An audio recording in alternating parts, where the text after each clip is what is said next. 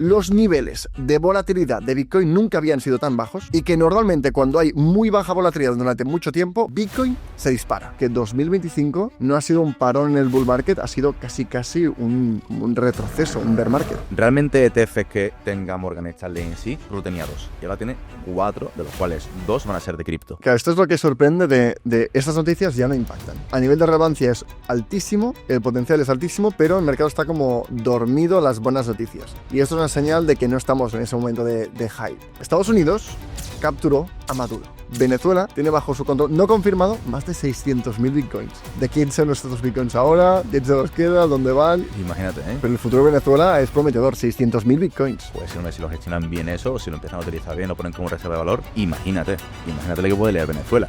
Hola y bienvenido a un nuevo podcast de la era exponencial, este podcast en el que hablamos de esta transformación que estamos viviendo. Este momento en la historia en el que la tecnología y la destrucción del dinero va a hacer que vivamos el cambio más radical de la historia. Y concretamente hoy nos centramos en el mercado de las criptomonedas. Esta tecnología, la tecnología blockchain, que cambia la forma en que entendemos y que movemos valor por el mundo y que representa la mayor oportunidad de inversión de la historia. Estamos aquí para entenderlo, para analizarlo y tomar las mejores decisiones. Y hoy venimos con un montón de cosas. Tenemos el tema de Maduro y el impacto que ha tenido en Bitcoin. Tenemos que estamos en mínimos de volatilidad, lo cual suele ser una señal de un cambio radical en el comportamiento del mercado. Esperemos que para arriba. Tenemos un montón de cambios y también pues que Vitalik ha anunciado que Ethereum ha solucionado el trilema de la descentralización, algo que es un antes y un después. Entonces hablaremos de qué es el trilema y de qué está pasando en todo esto, pero antes, pues Carlos, bienvenido, ¿qué tal las navidades? Estamos ya de vuelta para volver y arrancar con los podcasts, con IA, con cripto, con todo lo que está pasando en la era exponencial. Pues muy bien, ha sido una Navidad espectacular, ¿eh? Yo en mi caso personalmente me he ido a mi tierra, con mi familia, eso nunca falla, eso es espectacular. Navidad tranquila, ¿no? Porque el mercado, claro, es como hemos llegado, esta semana hemos tenido ahora los 97, pero yo estuve en Kilimanjaro y normalmente es cuando desconecto 4 días por un viaje, vuelvo con la idea, vale, ahora llegaré y Bitcoin estará a 100.000. Y no cambió nada, Navidad tranquila. Sí, es verdad que el mercado es bastante neutro, ha sido un buen momento para los pools. La verdad que un momento muy bueno para hacer pools tranquilamente, porque no ha habido grandes movimientos. Pero que respecto a noticias, es verdad que repasando para el podcast de hoy, han pasado cositas, ¿eh? Porque no son cosas menores. El tema de Maduro no es algo menor. El tema del trilema de la descentralización no es un tema menor. Han pasado cositas interesantes que por supuesto las comentaré mejor. Totalmente. Yo al final me llevo esto, que ha sido Navidad tranquila, Navidad en la que no ha habido un cambio exagerado, pero que estamos viviendo y parece que el mercado se está reactivando y eso es positivo. Entonces, empezamos con una lectura del último año, donde han pasado un montón de cosas. En general, tú has hablado de los pools, que ha sido un buen momento de las navidades para los pools. Diría que todo el año ha sido increíble para los pools. Correlación bastante elevada, pools con monedas muy consolidadas, tipo, estuve viendo las correlaciones. Sol, Hype tenía una correlación del 80 y pico %, Bitcoin, Ethereum. Entonces, ha sido un año donde no ha sido un parón en el bull market, que era un poco la idea que muchos comentaban. Es como, no. Ha habido solamente un parón en el... No, hemos tenido un bear market. Hemos tenido un bear market porque si miramos los datos, fíjate en el gráfico, tenemos, esto es el histórico de cómo se han comportado los activos DeFi, ¿de acuerdo? Tenemos 2 años, normalmente 3 años de bull market y 1 de retroceso. Pues aquí lo que tenemos es que el 2022, que fue el año de bear market, se ha comportado como el 2025, que teóricamente era el 4º año del ciclo, el 4º año de la liquidez, donde tenía que, según el histórico, dispararse. Y no solamente en DeFi, que sería menos 68% la media, el retorno, sino que en plataformas de smart contracts, menos 66% de media. Entonces, creo que una de las conclusiones es que 2025 no ha sido un parón en el bull market, ha sido casi un retroceso, un bear market. Sí, y de hecho eso aumenta la tesis de que decimos siempre, ¿no? Que o contradice un poquito que el bull market se va a ampliar o que el ciclo va a aumentar. No, que es lo que tú dices, que yo creo pues es muy entendible y quizás con el tiempo veremos que es que hemos tenido un bear market previo todavía.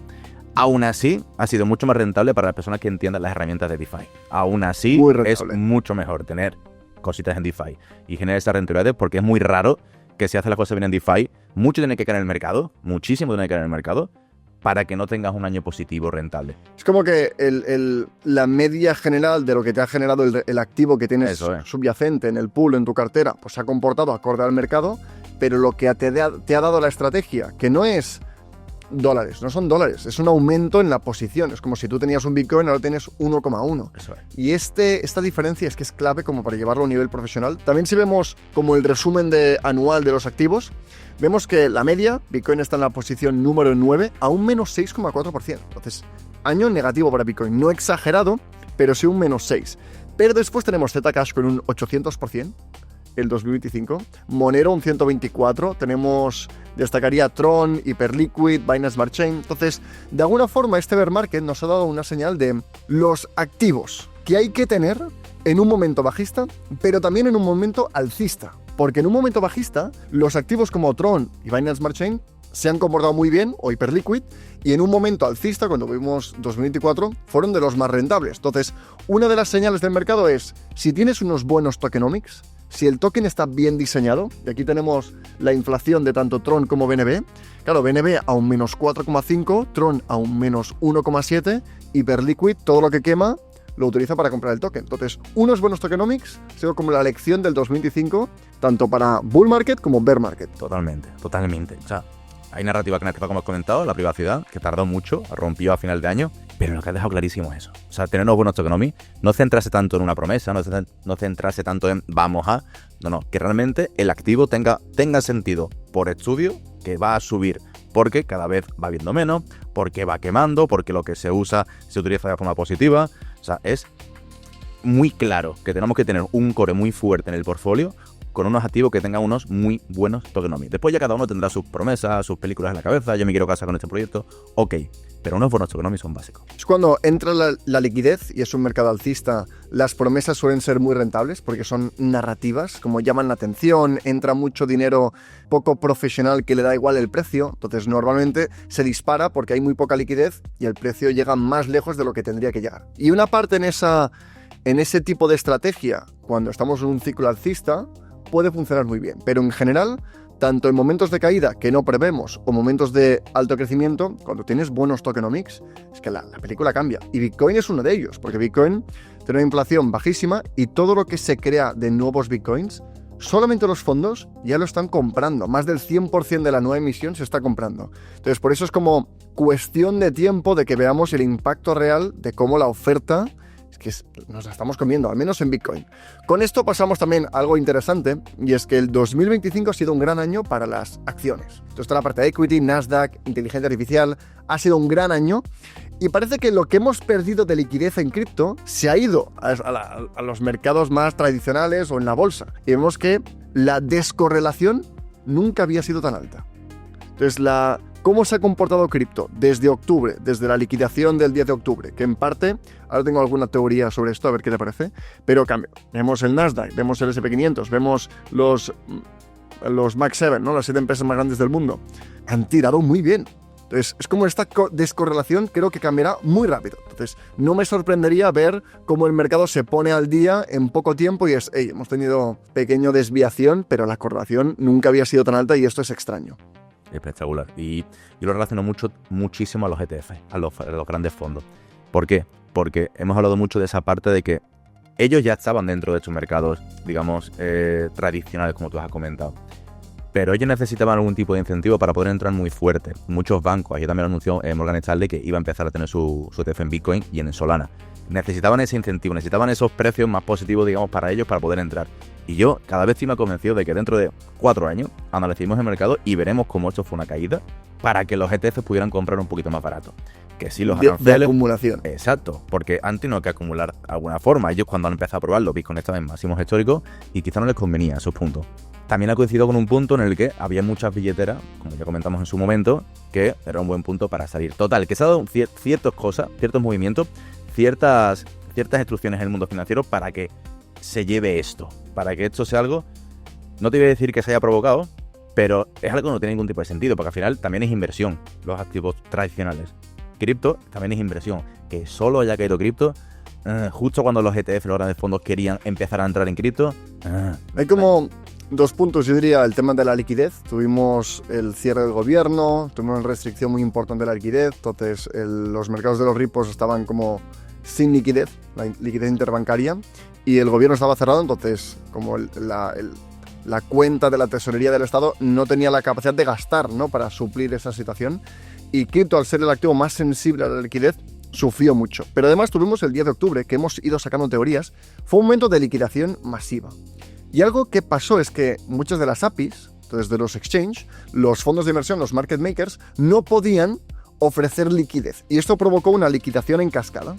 Y vi una teoría, pues justo creo que de Delphi Digital, que decía que una de las posibilidades es que como los market makers no podían actuar y la API que más se vio afectada fuera de Binance, que Binance se vio obligado a utilizar sus fondos para ofrecer liquidez y comprar muy barato. Y aunque compraran muy barato, su obligación es bajar el riesgo de su posición. Y esta venta constante, casi sin sentido, que hemos tenido desde octubre, que incluso buenas noticias, mucha demanda, no ha sido suficiente. Es como que ha habido participantes vendiendo todo el rato desde octubre. Y como la teoría de que esto entrara dentro de que fuera Binance, que le da igual el precio, que su obligación es bajar el riesgo y vender todo el rato porque compró demasiado en el 10 de octubre, tenía cierto sentido. Pero bueno, análisis del 25, vamos al 26. Tuvimos también una pequeña reflexión de Ray Dalio, que era como, hey, tranquilos, no os flipéis, que al final todo se debe a la devaluación del dólar. Eso es lo que ha promovido los mercados tradicionales, la bolsa, al final, lo que siempre decimos. Pero vamos ya a cosas que están pasando hoy. Y es que tenemos que los niveles de volatilidad de Bitcoin nunca habían sido tan bajos y que normalmente cuando hay muy baja volatilidad durante mucho tiempo, Bitcoin se dispara. Va hacia arriba, cambia la tendencia radicalmente y lo que estamos viendo, creo que son tres cosas buenas. Baja volatilidad significa las instituciones comprarán más porque entra más en su tesis de inversión, es menos volátil. Vemos que cuando se descorrelaciona suele cambiar radicalmente y hace que la gente tiene una idea general de que cripto es muy volátil y no es así. Efectivamente, Arnau, yo hago una lectura de esto, que es que hay mucha gente ahora que considera que Bitcoin, cripto, es súper volátil. Y tiene su volatilidad, al fin y al cabo, ¿no? Es activo de riesgo. Pero imagínate lo que era hace 10 años cripto. Aquí lo podemos ver este gráfico, la volatilidad que tenía anteriormente. Una volatilidad enorme, ahora que estamos en mínimo, y si la gente le parece volátil ahora, imagínate anteriormente. Y que no estamos ahora, como tú me has comentado antes, un activo ultra volátil. Esa película ya se eliminó, se está eliminando la película de Bitcoin es para ladrones, Bitcoin es para hacer cosas malas. Ya poco a poco la tesis de es demasiado volátil también se está cayendo. Y al final creo que nosotros ya estamos convencidos, seguramente la gente que nos ve también, pero es la parte institucional, los grandes fondos, que tengan más argumentos para ir entrando, que no es un tsunami que llega un día por otro, sino que es progresivo, pero esta fiebre del oro ya ha empezado. Y para que se entienda mejor el gráfico, las líneas, como el gráfico verde, marca la volatilidad y el nivel de volatilidad, y fijaos cómo ha ido cayendo. Sí. Entonces, que nos ha marcado un momento, un año aburrido realmente, a pesar de la tremenda caída del 10 de octubre, que eso fue bastante espectacular. Pasamos a otro tema, y es que nuestra métrica clave siempre ha sido el ISM. El ISM es esta métrica que nos indica dónde estamos en el ciclo económico, si estamos en un momento de crecimiento o no, sobre todo en Estados Unidos, y ese suele ser un indicador muy importante porque está muy correlacionado con Bitcoin. Cuando el momento económico mejora, es cuando vemos máximos en Bitcoin, vemos máximos en las altcoins, que aún no ha llegado, y seguimos con un ISM bajo, seguimos en recesión, seguimos en contracción de la economía. Pero hay algún indicador que podría ser que Corea nos esté indicando que el ISM y por tanto el futuro y los precios de Bitcoin podrían cambiar radicalmente. Entonces, tenemos aquí el gráfico, cuéntanos sobre esto que me parece interesante. Sí, Corea del Sur, concretamente del norte. Madre mía. No sé mucho. No quiero que nos indique mucho nada, ¿eh? No, y con todo respeto, ¿eh? No queremos guiarle con Corea del Norte. Yo he dicho del norte todo el rato. No, pues del sur, es del sur. Pero he dicho del norte. No, has dicho Corea solamente. Ah, vale, ya está todo bien, todo bien. Entonces, aquí tenemos un gráfico, como vemos, con bastantes datos del año 90, o sea, hace ya 35 años, que curiosamente el ISM sigue pero que muy bien a las exportaciones en Corea del Sur, en este caso. Se ve claramente la crisis de 2008, se ve claramente el COVID y se ve cómo se respeta pero que muy bien. Y vemos en el punto que estamos actualmente, en el cual está subiendo mucho estas exportaciones por parte de Corea del Sur. Y el ISM aún no ha tenido esa subida. O sea, sería prácticamente la primera vez en 35 años, si el ISM no sube, que esto deja de correlacionarse. Por supuesto que estos gráficos, esta información, estos datos pasados no aseguran los datos futuros, pero oye, hay muchos indicadores y este es uno que me ha llamado mucha atención, por eso lo quería comentar. Que me parece interesante porque esto fue 2024-25, como tuvimos como ese engaño de el ISM aumentar, al menos yo tenía la convicción que sería un gran año el 25 y vimos como justo lo contrario, fue como un engaño, podría volver a pasar, pero al menos tenemos otra señal de una mejora en el ISM, que es cuando supero los 50, es como una métrica de 50-60, estamos en 49-48, pues marca el inicio de un ciclo más próspero a nivel económico, entonces eso sería clave. Hay más señales de si estamos en un momento positivo económicamente o negativo, lo cual es un factor clave para determinar si 2026 será un buen año o un mal año. Pasamos a algo que son la creación de empresas en Estados Unidos. Esto también es muy importante, porque esto sobre todo va, no contra, pero va para responder a la tesis de que ahora estamos en un año de recesión, de que vamos a entrar en recesión, de que todo está complicado a nivel económico. Y esta gráfica lo que nos enseña es que estamos en un punto de creación de muchas nuevas empresas en Estados Unidos. Este gráfico que vemos aquí es la velocidad, digamos, de creación de nuevas empresas. Y hemos tenido un aumento enorme. O sea, estamos ahora mismo en un punto, prácticamente una línea prácticamente vertical de creación de empresas. Punto bastante extraño si queremos hablar de recesión. Normalmente cuando hay recesión, cuando se crea una recesión, cuando la gente se asusta un poquito más y no se crean empresas, obviamente. En un entorno complicado tú no vas a crear una empresa. Pero estamos en un punto, o por lo menos los empresarios saben algo que nosotros quizás no, que están creando empresas como locos, como nunca, podemos decir. Y es interesante, vimos ciclo 2021, momento claro donde vemos una correlación con Bitcoin y con creación de empresas, similar a lo que estamos viendo ahora, y de nuevo, como el engaño que también nos hizo el ISM de eso. Parece que recuperamos y no. Otra señal, otro indicador, que es el empleo, pero no el empleo normal. Creo que es un tema interesante, vale la pena desglosarlo. Esto. Sí, aquí hablamos del empleo temporal. ¿Qué pasa? Esto es como pasa, podemos estar más a favor o más en contra del empleo temporal, etcétera, etcétera, ¿no? Pero lo que pasa siempre es que previo a una subida a nivel económico o una subida de creación de mucho empleo, siempre sube primero la creación de empleo temporal.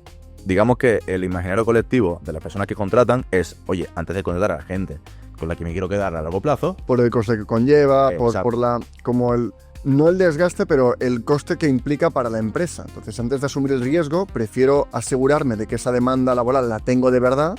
Si la economía me confirma de que necesito gente porque estoy creciendo, ahí sí pasamos a contrato ya full time, ¿no? Exacto. Es como un... tengo el pensamiento de que la economía puede ir bien, creo que me va a poder ir bien a partir de ahora, pero por si acaso tengo el arma de los trabajos temporales, aumento primero los trabajos temporales y después ya cuando se confirme este buen momento, entonces le metemos caña a los trabajos ya no temporales, a los full time. Y ahora está subiendo mucho estos trabajos temporales, muchísimo. Otro indicador, así que resumen, parece que el ISM y la correlación de Bitcoin es clara, la hemos visto una y otra vez, y ver señales de posibles mejoras en el ISM pues es algo al menos que nos pone entusiasmados de cómo podría acabar este 2026. Sí. Con esto, cambiamos de tema radicalmente, tampoco tanto, pero es el oro. El oro y la plata llevan unos meses increíbles. Tenemos el oro en máximos, si vemos el gráfico del oro o de la plata, lo dejaremos por aquí, es que es increíble. Pero podría ser que no sean tan buenas inversiones como pensamos, o que quizá 2026 no veamos algo similar a lo que hemos visto en el 25. ¿Por qué podría ser esto? Claro. A ver, el oro, igual que cualquier activo, puede tener un buen año, y un buen mes, y un buen día, y una buena semana. Y es verdad que el oro y la plata llevan unos meses espectaculares. El oro prácticamente unos años. Pero tenemos que tener claro que estos son activos de reserva de valor. Oro, plata y vamos a meter ya Bitcoin. Y si queremos asegurar nuestro reserva de valor, podemos decir, de aquí a los próximos años, tenemos que tener muy en cuenta el gráfico que tenemos aquí ahora, que es, digamos, el supply, que es, digamos, la velocidad de creación, ¿no? Realmente no se crean oros y platas, sino que se descubren, pero sí la velocidad de que aparezca más oferta. Sí, exacto. De generar nueva oferta. De creación de oferta. Y vemos como la velocidad de creación de oferta en oro y en la plata son líneas ascendentes. Y seguirá siendo así. A no ser que de repente pues se deje de crear oro o de descubrir oro por alguna razón que nadie sabe, ¿no? Pero seguirá creando más oro, seguirá apareciendo más oro constantemente. Y es que es totalmente insultante cuando lo comparamos con Bitcoin. Porque Bitcoin no es que esté plano, no es que suba menos, es que va para abajo, como estamos viendo aquí en el gráfico. O sea, a largo plazo es totalmente insultante y demoledor la superioridad que tiene Bitcoin con respecto al oro y la plata en base a reserva de valor, en base a hay limitados, en base a hay los que hay, chavales. Que no podemos descubrir aquí una mina enorme para descubrir otros 1.000 millones de Bitcoin. No, eso no va a pasar. Al final es como hablamos de commodities, una de las formas de valorar de valorar el valor del oro, de la plata, de Bitcoin, de cómo tendrían que estar, es en función de la escasez, ¿no? Entonces hay el ratio, que es el Sharpe ratio, que lo que nos indica esa ratio, ¿no? Que es el stock del activo respecto al flujo anual de crecimiento de la nueva oferta que se va creando. Entonces, lo que vemos aquí es que esto es interesante. Bitcoin es el primer activo en la historia que tiene una oferta inelástica, donde el precio no afecta en la oferta final. Y esto es lo que hace que sea el dinero perfecto, porque si yo tengo oro y el oro aumenta de precio, esto hace que la cantidad de dinero que tienen los mineros, ¿no? La minería, para encontrar más oro es mucho más elevada. Entonces, inevitablemente, si el oro sube de precio, habrá más oro. Sucede lo mismo con la plata, incluso la plata peor, ¿no? Porque cuando sube mucho el precio, pues quizá la industria, como comentamos ayer, cambia de activo porque es demasiado caro para utilizarlo en los procesos industriales. Entonces es como en todos los activos que utilizamos como valor reserva, que son como commodities, que son naturales, que nadie puede manipularlos, que la oferta es la que encontramos, el precio manipula la oferta. Entonces no son formas de dinero perfecto, porque siempre habrá un momento donde perderás por el camino. En Bitcoin no, porque en Bitcoin si aumenta el precio, aumenta el incentivo para ser minero, y si hay más mineros, no hay más Bitcoin, hay más seguridad. Si hay más seguridad, hay más demanda. Y es como una espiral, una retroalimentación constante, que creo que es esto, que con el tiempo, la diferencia de cómo cumple de bien el valor reserva el oro contra cualquier otra cosa será evidente. Bitcoin. Exacto. Y aquí volvemos a un punto que al final creo que estamos como en los dominos de los mercados, y este gráfico es interesante porque es la correlación del oro con la liquidez. Y al final, si miramos los dominos, el momento uno es la situación financiera, las condiciones financieras. Cuando las condiciones financieras son buenas, cae el dólar, el petróleo está barato, cosas de este estilo, lo que vemos es que hay un motivo por el cual aumente la liquidez. Y el oro, de alguna forma, se comporta como las condiciones financieras. Y es como la antesala a cómo se comportará la liquidez, en consecuencia Bitcoin y el ISM. Entonces estamos esperando, es como un dominó que está llegando con su debido tiempo. Y si vemos el otro gráfico, aún se ve mejor. Tenemos el oro, la línea negra, tenemos Bitcoin que va por detrás, o la liquidez global que va por detrás, y por delante van los pagos de los intereses de la deuda. Entonces, de alguna forma, es todo un juego de tenemos que pagar deudas, tenemos que imprimir, es inevitable. Se imprime cuando hay buenas condiciones financieras, y cuando estas condiciones financieras mejoran, se empieza a imprimir. Y cuando se empieza a imprimir, todo sube. Desde Bitcoin, el ISM, el ciclo económico. Así que es parte de un gran dominó donde hay que tener paciencia, apostar por aquellos activos que nos darán mayor rentabilidad, que tienen mayor efecto red, que son tecnológicos, y tener un poco de paciencia. Así que esta es la situación de mercado, con eso estamos. Y antes de terminar cómo está la situación del mercado, acabamos con tipos de interés y comparando los últimos ciclos. Así que rápidamente, ¿qué tenemos aquí? Sí, pues mira, tenemos aquí un gráfico que nos enseña que todo el mundo me refiero a todos los bancos centrales, se están posicionando hacia la misma dirección. Esto antes no pasaba. Antes había bancos centrales que subían, otros que bajaban, iba todo el mundo por un lado, por lados distintos, digamos. Ahora todo se está uniendo y todos están de acuerdo en lo mismo y todos están recortando tipos. No todos, pero el 90 y pico %. Vemos aquí en el gráfico. Lo cual creo que ayuda a la idea de los dominos. Al final es un Claro. ciclo, todos están en el mismo juego, no lo pueden evitar, bajan los tipos, mejora situación financiera, la liquidez viene después, Bitcoin viene después, y es Eso es. tiempo y paciencia. Eso es, porque ya no es una cuestión de que un país esté bajando tipo, entonces su moneda. No, estamos hablando de que el mundo está bajando tipo, podemos considerar, y que el mundo se está preparando para algo a nivel macroeconómico, o se está preparando para buenos momentos a nivel macroeconómico, ni muchísimo menos para una recesión. Si no, tendrían que empezar ya todos a subir tipos como locos. Y acabamos con la última idea, que es, vamos a comparar los ciclos para también dar las dos perspectivas. Creo que tenemos muchos motivos, lo estamos viendo, para estar alcistas para el 26, para ya incluso final de mes. Creo que este enero, febrero tendría que ser un mes donde veamos repuntes en Bitcoin. Sí que he visto ideas donde antes de llegar a los 120 caerá a los 75, al final todo puede pasar, pero me decanto más por la idea de que si esta fuerza vendedora de Binance o del exchange que haya sido, que tiene que vender obligatoriamente y que ha mantenido artificialmente bajo el mercado, se está terminando, no veo ningún motivo por el cual ver otra caída. Sí. Dicho esto, vamos a comparar los ciclos. Sí, porque tenemos que tener en cuenta todos los distintos caminos que podemos tener, ¿vale? Es verdad que a nivel macro estamos muy positivos, pero es verdad que si tenemos en cuenta solo y exclusivamente los ciclos, tocamos pico y estamos bajando. Y es verdad que se está respetando, y hay que decirlo. No hay que decir, no, es que no se han respetado. Es verdad que los ciclos del halving se han respetado al milímetro. Como que todo coincide y Exacto. te puedes encontrar argumentos para lo que quieras creer. Lo que quiera. Y es bueno como poner las dos perspectivas, de obviamente no tenemos una bola de cristal. Sí que, una vez más, creo que los ciclos de 4 años desde mi perspectiva, no tiene sentido seguirlos porque no se ha cumplido. Entonces, el último año no ha sido rentable, Bitcoin no ha tenido un gran final de ciclo, entonces esto ya lo invalida.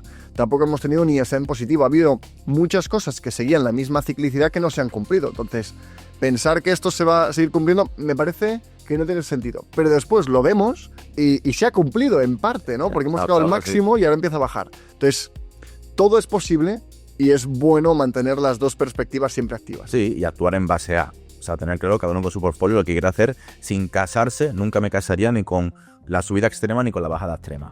Con esto pasamos a Solana. Solana, para que te hagas una idea, es la segunda plataforma con mayor volumen de transacción del mundo del sector cripto, solamente por detrás de Binance, el cual es el líder absoluto del mercado, por trading, por perpetuos, pero ya no tenemos a Bybit, ya no tenemos a Coinbase, a BitGet por detrás de Binance. Por primera vez tenemos una blockchain.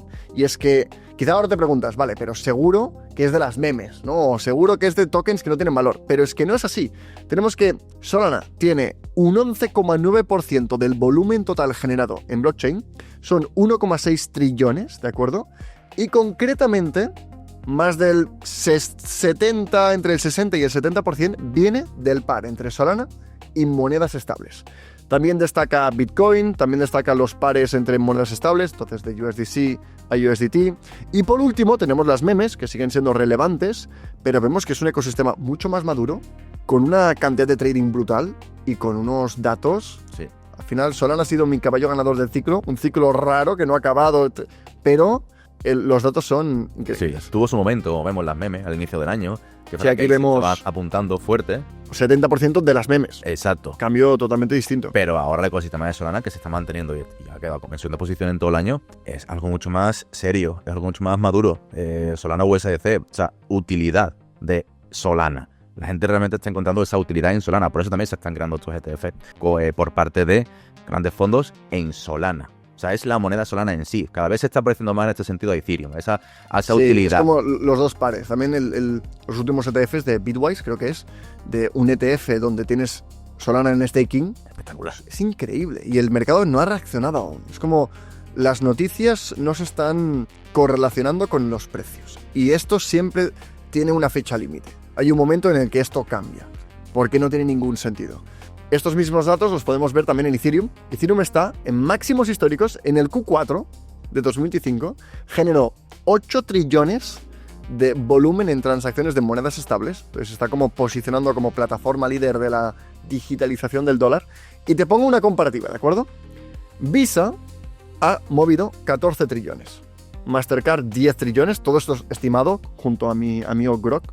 PayPal 1,8 trillones, American Express 1,7 trillones, Stripe 1,4 trillones. Entonces está justo por detrás de Mastercard. Pero hay un detalle. Esto es anual. Y estamos diciendo que los 8 trillones son solamente del Q4. Entonces, Ethereum se ha convertido en la plataforma que mayor volumen genera en transacciones en dólares. No está en la posición número 1, pero con los conocidos los está superando ya.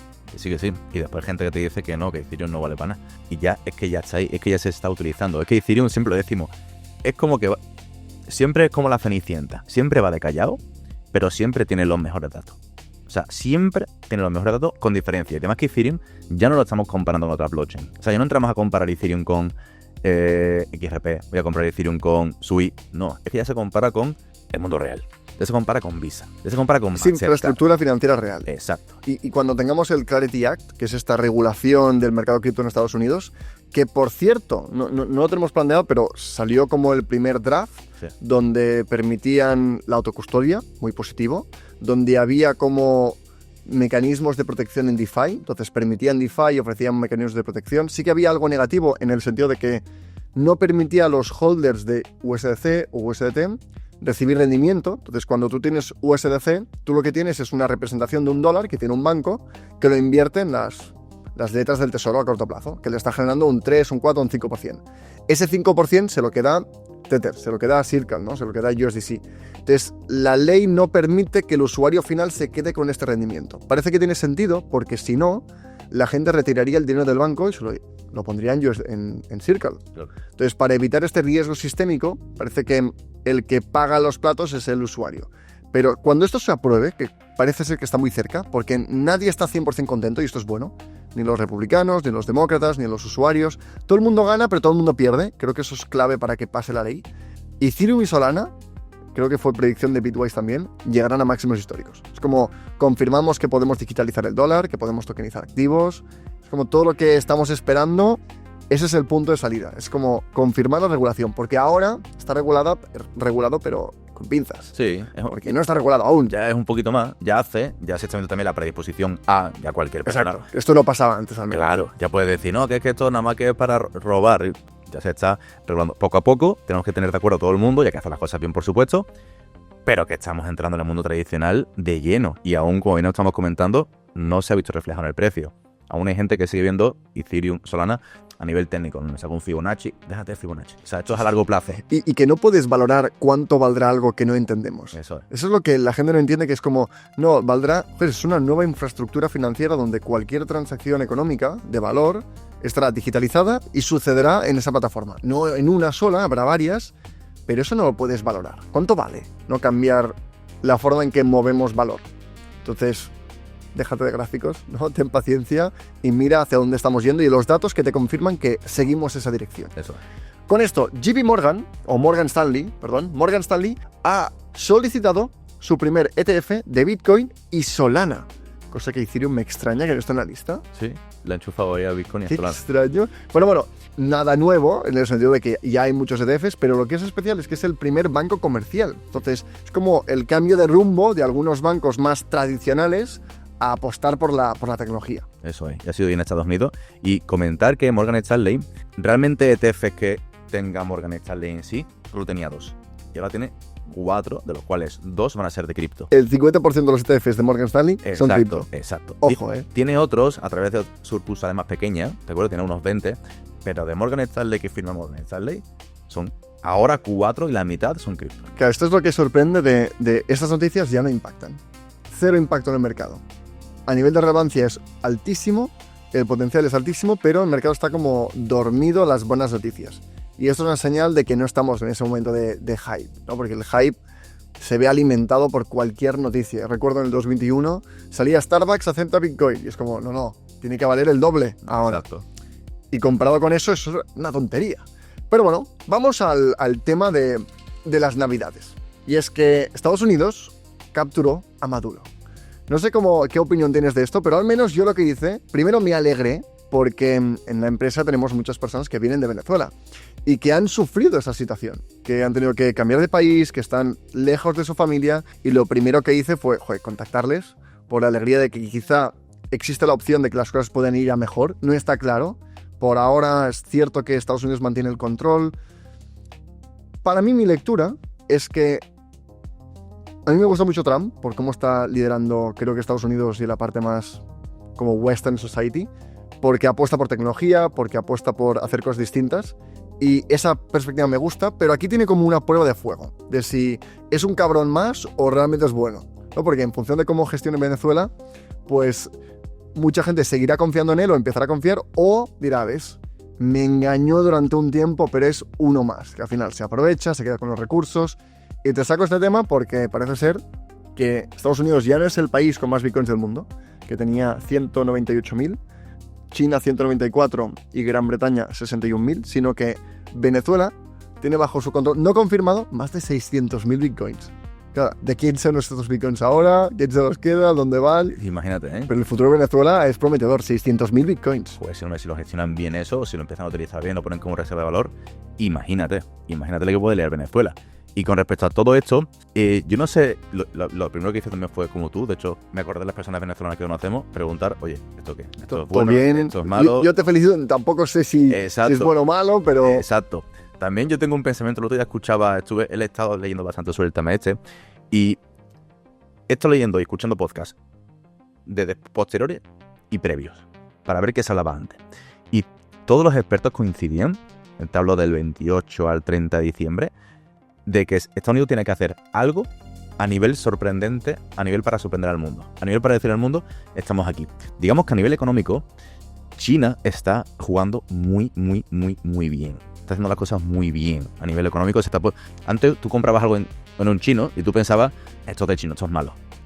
cada vez eso está cambiando más. Ya los móviles chinos no son tan malos, ya son mejores. No. Ya antes los coches chinos, ya los coches chinos no son tan malos. Ya se está cambiando concesionarios europeos por concesionarios chinos. O sea, los chinos están trabajando y poquito a poco, están haciendo las cosas muy bien. Y se hablaba, ya te digo, 3 días antes de que pasara esto, de que Estados Unidos tenía algo que hacer con Venezuela. Había metido los barcos, algo tiene que hacer, no puede quedarse quieto. Pero algo tiene que hacer, algo. Y justamente lo que pasó fue eso. Y a mí me da la sensación de que falta un teatro, tío. Este teatro te digo. Abro el melón. Hostia. Me da la sensación de que fue todo tan limpio, tan bonito. Los vídeos que después salieron de Maduro tan relajados. Salieron algunas conspiraciones. Creo que Daniel del equipo dijo, no, quizá estaba Maduro ahí esperando. Venga, va, ya llega el momento, Claro. pero con vosotros. Porque cualquier cosa podía salir mal. O sea, en el momento en el que entraron, a Maduro le podía haber entrado un dolor de barriga, irse al cuarto de baño y no estar en el cuarto, en su cuarto. No sé. Por una tontería así, se podía haber fastidiado, pero no, salió todo tan bien, no sé, tío, que lo vi y vi que Estados Unidos necesitaba eso. Necesitaba hola, vamos a hacer tal. No quita que yo considere incluso que considera a Trump que a nivel crítico espectacular, ¿no? Pero que como lo he visto todo muy trotrero, muy yankee, muy película estadounidense, vamos a hacer una cosa más otra, que después para los venezolanos habrá sido maravilloso, por supuestísimo, la mayoría están muy contentos, pero que le he visto un poquito de teatro y veremos al final en qué queda todo esto. Al final creo que les deja una situación donde las posibilidades de futuro son mucho mejor de lo que eran antes. No son perfectas, pero creo que las opciones son más positivas que antes. Creo que les puede dar... Es como que Venezuela se pone en el centro, ¿no? Tendrá más inversión, tendrá esos 600.000 bitcoins. Estados Unidos quería 1 millón. A Venezuela le queda muy poco para llegar ahí. Sí. Es como pasa a ser el país. Y eso creo que es una gran noticia también. Enhorabuena, todos los venezolanos que nos escucháis. Espero dejadnos en los comentarios si es positivo, cómo lo estáis viendo, que sea tan bueno como la interpretación general de la gente. Y con esto te planteo un poco de dilemas que pasaron en esa situación. Porque el origen de comentar todo lo que pasó con Maduro, que por cierto ha sacado el tema de China, y diría que ahí siempre está rivalidad China-Estados Unidos, pero tengo ganas que se llegue a la conclusión de que dependen tanto los unos a los otros para esta era exponencial, donde como la inteligencia de Estados Unidos necesita a China para su manufactura y al revés, y que vayan mucho más de la mano no tanto compitiendo, que creo que es un camino bastante viable e inevitable si queremos y creemos en esta era exponencial. Pero volviendo al tema del dilema, tenemos que durante la captura de Maduro hay mucha gente que ganó mucho dinero. Sí. ¿Cómo? Con Polymarket, apostando si algo pasaría o no pasaría. Entonces, Polymarket es un mercado predictivo, puedes apostar en si algo va a suceder o no, y resulta que una cuenta nueva, de nueva creación, 4 horas antes de la intercepción, ¿no? de la captura de Maduro, apostó $30.000 a que eso pasaría, ganó $400.000 en 4 horas, y no fue el único. También tuvimos otro, que aquí no sabemos si tenía información privilegiada o no. Esto han salido miles de locos. Claro, y hay otro que al menos dice, no, yo no sabía nada. Yo lo que creé fue un bot que miraba cuántas pizzas llegaban al Pentágono. Y se dice que cuando se piden muchas pizzas es que están en alguna operación exigente. Y parece que coincidió, compró y también generó pues X centenas de miles de euros. Y con esto se ha propuesto pues una propuesta ley de, la gente que trabaja en el gobierno no puede apostar en Polymarket. ¿Cómo ves este dilema? ¿Crees que tienen razón? ¿Crees que es una propuesta ley que tiene sentido? Muy buen punto. Yo creo que puede tener sentido. Al final siempre es hablado, ¿no?, de tener información privilegiada, y si esta gente lo tiene, lo puede utilizar para esas cosas, ¿no? Estas cosas no están permitidas en el deporte, por ejemplo. Tú no puedes utilizar información que tengas en el deporte o en inversiones, incluso altos cargos de grandes bancos, incluso sus familiares no pueden invertir en ciertas acciones porque pueden tener información privilegiada. Y esto es algo que puede empezar a pasar ahora y con lo que hay que tener mucho cuidado.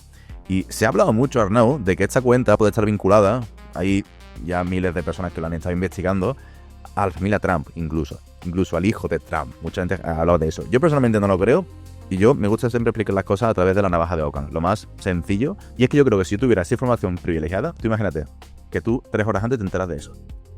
Yo creo que hubiera invertido más de 30.000 euros. Yo creo que hubiera ido al banco y hubiera dicho todo lo que pueda. O sea, darme... También es cierto. ¿No? O sea, como que lo veo demasiado poquillo. Como que lo veo para estar tan seguro de... Se ha hecho un por 12 de hacerte eso, decir... Tío, yo creo que 30.000 no voy a intentar... Ya llamo a mis padres, a mis hermanos, a mis amigos, decir, chavales, vamos aquí a crear una riqueza enorme. Vamos a comprar todo lo que te queda. Vamos a liarla. Aquí mi reflexión es, obviamente es perjudicial que la gente tenga información privilegiada, porque este ha ganado, pero los que han perdido, los que apostaban en que no pasaría Eso es. y que prácticamente era verdad, porque estábamos a final de año, entonces eso sí que les ha perjudicado. Pero creo que es mágico tener ese bien público en el que todo el mundo, porque todo el mundo podía ver como 4 horas antes, la cantidad de inversión que había en que capturarían a Maduro creció.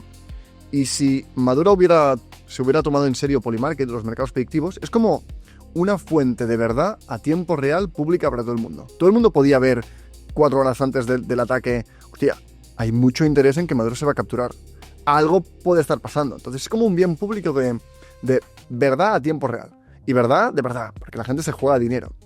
Y si esto es así, te planteo una preocupación, y es que justamente pues, la gente se ha vuelto un poco loca y ha empezado a ver apuestas de nuevas cuentas, porque significa que saben algo que los otros no. Vale. Y hay una cuenta totalmente nueva que ha apostado $37.000 a que China invadirá Taiwán en 2026. Militarmente. Bueno, aquí tendríamos que indagar en cómo es la apuesta en Polymarket, pero es claro, es como la obsesión de, vale, si es una cuenta nueva, sabe algo que los otros no.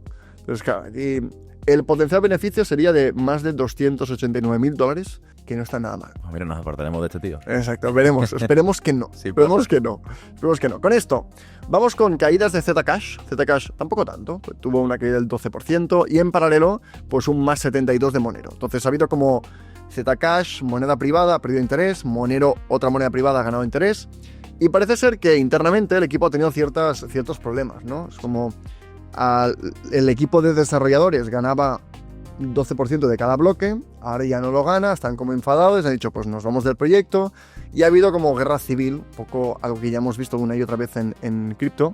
Pero como es el tema de la privacidad de Zcash, ¿crees que mantendrá el liderazgo en las monedas privadas? Pues mira, es curioso porque yo la reflexión que saco de Chartnow es que Zcash no ha caído lo suficiente si tenemos en cuenta lo que ha pasado. Al final, mete que pasa esto en Tesla y que los 15 dirigentes más importantes se van o en Coca-Cola, en cualquier empresa. Pero no son redes, ¿no? Al final esto funciona solo. Esto es la magia. Eso es, tío. Es como típico comentario de, ostras, ¿y si aparece Satoshi? Pues iré y le daré un beso a Satoshi, le daré un abrazo y ya está. No tiene ninguna influencia ni capacidad de cambiar el rumbo ni la propuesta de valor de Bitcoin. Efectivamente. Y esa es la magia. Eso. Entonces en Zcash, malo, pero Zcash ya funciona. Ya existe, ya tiene su billetera, ya tiene su blockchain, ya tiene sus redes, ya tiene sus validadores y pues ya está, muy bien. Es una noticia negativa, pero no hace que el proyecto se vaya a cero, no hace que ya no sirva Zcash. Es verdad que ha creado ahí inestabilidad, ya tiene una pequeña caída, pero no la caída que debería de tener cuando el core de tus desarrolladores se van. Hemos hablado un montón de cosas, creo que ha sido un día intenso en cuanto a cosas a comentar. Al final, cripto es cripto y siempre hay un montón de cosas. Acabamos con 2 grandes noticias. Primero, airdrop de Lighter. Uno de los airdrops más grandes que hemos tenido jamás. Hablamos de, no sé si más de 600 millones regalados a los usuarios, algo que tanto alumnos como también nosotros hemos tenido la bendición de poder recibir parte de este dinero gratuito. Y cuéntanos sobre Lighter. ¿Qué es Lighter? Para ponernos en contexto, indagamos en cómo ha sido el airdrop. Sí, Lighter nace, podemos decir, resumidas cuentas, Lighter nace de Hyperliquid. O sea, el Hyperliquid fue el primero que funcionó bien. Protocolo de perpetuos para hacer, digamos, trading. Binance descentralizado. Exacto. Trading descentralizado, tuvimos Hyperliquid y ahora ha aparecido Lighter, que es en Base. Tenemos a Lighter. Tiene su propia red. Sí. Es una L2 en Ethereum y hay otros competidores. Tenemos a Base y Aster, ¿no? Tenemos a Aster, Lighter, Hyperliquid. Tenemos a Backpack, tenemos a varios que hacen cosas muy parecidas. Tenemos a Pacífica.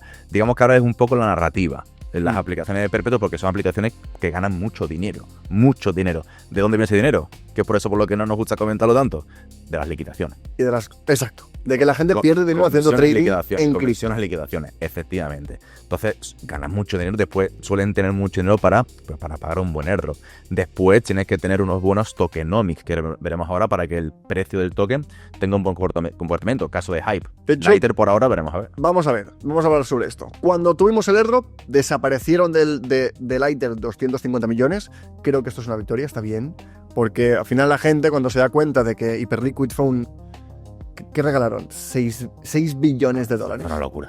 6.000 millones regalados a 200.000 personas alrededor del mundo. Entonces, haciendo las cosas mínimamente bien, te caía un buen regalo. Casi como 3 o 4 sueldos de 4 meses de sueldo. Simplemente sabiendo dónde tocar. Entonces, claro, la gente se enteró y dijo, vale, voy a farmear, voy a intentar que me ganen también. Entonces, después del airdrop se sacaron 250 millones, victoria para Lighter, creo que es un una demostración que la aplicación es buena. Tenemos a nivel de tokenomics. Los tokenomics son curiosos. Tienen 25% para el equipo, 25% para el airdrop, 25% bloqueado para el ecosistema, to be defined, veremos qué hacen con ello, y 25% para los inversores. Limpio, fácil, muy buen airdrop, bastante entregado a la comunidad. Si lo comparamos con Hyperliquid, en Hyperliquid aquí tenemos el airdrop, que fue del 31%. Entonces, y no hay más nada desbloqueado en Hyperliquid.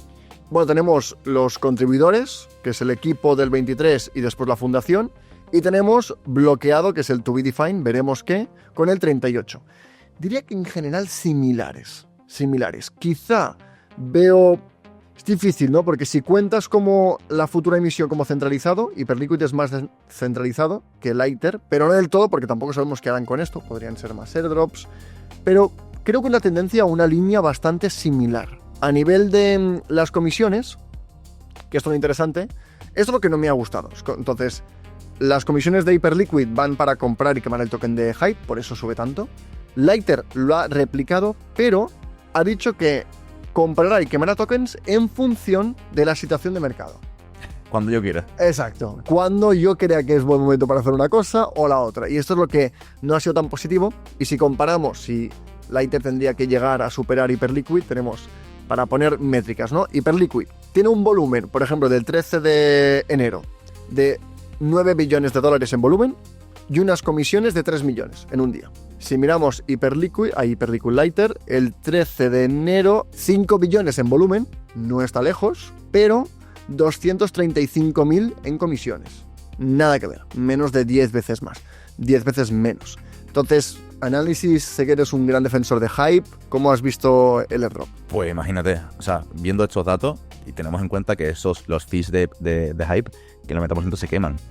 O sea, se compra el token y se quema. O sea, es algo que matemáticamente tiene que subir. Matemáticamente tiene que ir bien. Matemáticamente no puede dejar de subir constantemente, pues porque no dejan de desaparecer constantemente. Es como si tenemos 100 Picassos y cada 3 días rompemos uno. O sea, los que quedan, pues cada vez van a valer mucho más. Gran defensor de Hype. Sí. Es probablemente de los mejores tokens que ha habido el último año seguro y desde el 24. Y es que a nivel tokenomics de todo el ecosistema cripto, algún día, mira, me parece interesante, podemos hacer una guerra BNB Hype y Ethereum. Me parece de los tres, no sé cuál podrían tener mejor profesor como los tokenomics perfectos para que los activos suban. Claro, yo marcaría una diferencia porque BNB y Ethereum son ecosistemas con buenos tokenomics y Hype es un ecosistema, es una app chain, es como una aplicación con unos buenos tokenomics. Está intentando migrar a ecosistema, pero esto es lo que hace que creo que sean niveles distintos de valoración, porque Ethereum es un ecosistema financiero donde puede haber cualquier cosa y Hyperliquid por ahora es una aplicación financiera exageradamente rentable. Sí. Creo que si consiguen dar el salto a considerarla L1 y que no solamente sea Hyperliquid como el DEX, sino que haya más cosas, que va por el camino, ahí sí que podremos empezar a compararlos. Pero ahora entiendo las discrepancias en valoración. Vemos que Hype está en 6 billion, bueno, en 24 billion tras dilución, y vemos que Lighter está en 1,2 billion. Entonces, bueno, no sé si está demasiado infravalorado Lighter respecto a Hyperliquid, pero no me parece mal. Creo que es un buen ratio, buen número. Vemos la caída después del airdrop. Interesante. Sí, a mí, yo te digo, Hyperliquid me parece, a nivel tokenomics, me parece poco. Todo lo que tenga Hyperliquid constantemente me parece poco. No sé que haga algún cambio y Lighter aún no ha llegado a esos puntos de tokenomics. Quizás puede subir por, llámalo usabilidad, llámalo por narrativa, llámalo por forma del proyecto, pero por tokenomics no tiene nada que ver. Y ahora sí, acabamos con la gran noticia de Ethereum, y es que Vitalik ha anunciado que Ethereum ha solucionado el problema el trilema de la descentralización. Entonces, ¿qué es el trilema? El trilema es esa idea de que una blockchain, un ecosistema financiero como Ethereum, como Bitcoin, como Solana, puede escoger 2 de 3 características fundamentales. Tienes seguridad, descentralización y velocidad. Entonces, tú puedes ser seguro y veloz, pero no descentralizado. Tú puedes ser descentralizado y seguro, pero no rápido. Tú puedes ser rápido y descentralizado, pero no seguro. Entonces tenemos como candidatos en cada línea. Los seguros y descentralizados son Ethereum y Bitcoin. Los rápidos y centralizados sería Solana, pero cada vez más descentralizado. Y los rápidos y descentralizados, pero no seguros, sería Cosmos, que Cosmos es como le hemos tachado la tesis. Entonces, Vitalik dice que Ethereum lo ha solucionado y que puede ser las tres cosas a la vez. Puede ser rápido, puede ser seguro y puede ser descentralizado. Y la forma en que defiende que se ha conseguido es con dos tecnologías. La ZK-IBM, entonces que la máquina virtual para ejecutar programas sea con ZK, que es una tecnología de Zero Knowledge que te permite ir muy rápido validando sin tener problemas de seguridad. Y el Data Availability, que podamos guardar muchos datos. Entonces que haya las segundas capas, mucha velocidad. Lectura de esto, ¿cómo lo ves? ¿Increíble, no increíble? ¿Real, no es real? Esto es espectacular. A ver, y para probar si es real o no, Arnau, lo que tenemos que hacer es ir a hacer una transacción a Ethereum. No una L2, a Ethereum. Le queda un poco, ¿no? Es como, ahora podemos hacerlo, pero aún sí, pero tengo ganas de que pase de verdad. Ahora es como la teoría. Pero el otro día, bueno, y en clase, pregunté a alumnos, les dije, oye, ¿cuánto es lo máximo que habéis gastado vosotros en una transacción de Ethereum? De hecho, te lo pregunto a ti. ¿Cuánto es lo máximo que has gastado en una transacción de Ethereum? $700. Fácil. Y eso era normal. Gestión 2021. Quizá 700 es mucho, pero no. Sí, no. Pero que... Hubo un protocolo que se llamaba Melon, que Melon te permitía crear un fondo de inversión on-chain. Entonces, lo que yo hacía, tú podías invertir en mis posiciones. Cambiar una posición que implicaba tantos inversores, había tantos cambios en el smart contract, que un swap en Melon, que se llamó Enzyme después, $500, $700, era una locura. Hacer que el fondo fuera rentable era muy difícil. Sí, eso. Y también recuerdo Ledger en su momento, que abría bóvedas en un momento concreto y también muchísima gente quería entrar y hay muchas transacciones que te costaban $200 o $300. Solo por entrar. Solo por depositar en Ledger. Eran cosas específicas. En días normales, Ethereum siempre ha costado unos $15, $20 costaba hacer un swap, hacer un pool, costaba eso. Sí, en etapas de congestión era estándar. Exacto. Pero ahora, si lo haces, está por debajo de los 20 céntimos. Hacer algo en Ethereum, 20 céntimos. Por debajo de... Que aún está lejos de Solana, aún está lejos de la G2. Estamos de acuerdo. Pero, a ver, Ethereum es mágico. Y la seguridad que te da Ethereum no te lo da nada más. Y la incensurabilidad. Es como... Es neutral. Ethereum es una red neutral. Nadie la puede manipular. Solana está más... Bitcoin y Ethereum son los únicos que se ganan el respeto de ser redes neutrales globales. Totalmente. Y a nivel DeFi, siempre lo que se decía es, oye, si no tienes una cantidad importante, quizá no te renta hacerlo en Ethereum. Si cada vez que tienes que deshacer un pool y hacer un pool te gastas $60, quizá no merece la pena. O sea, hay que estar por encima de los $50, $100,000 en DeFi para que te merezca la pena hacer en Ethereum. Ahora ya con estas comisiones, es que diré que cualquier persona que invierta más de $5,000 en DeFi ya te merece la pena hacerlo en Ethereum. Y mira, para solo comentar, ahora mismo las transacciones por segundo del ecosistema de Ethereum está en 2.000, esto va cambiando, ¿no? Pero 3.000 transacciones por segundo. Es mucho. Sí. Y es un ecosistema maduro. Hablamos de que XRP, uno de los estandartes es soy muy rápido y tienen 1.500 transacciones por segundo reales 500. No es tan rápido. Solana es mucho más rápido. Solana con el Firedancer llegará a 1.000.000 de transacciones por segundo. Entonces, bueno, aquí ha bajado. Todo depende de la actividad. Pero mira, 3.151, esto es cada bloque, ¿no? Cada bloque, ¿cuántas transacciones? Ethereum para lo que quiera. Te prepara para lo que quiera. Entonces, con esto hemos hablado un montón de cosas, desde lecturas del 25, situación de mercado del 2016, de dónde estamos, el estado del mercado cripto, Solana y Ethereum destacando, vemos...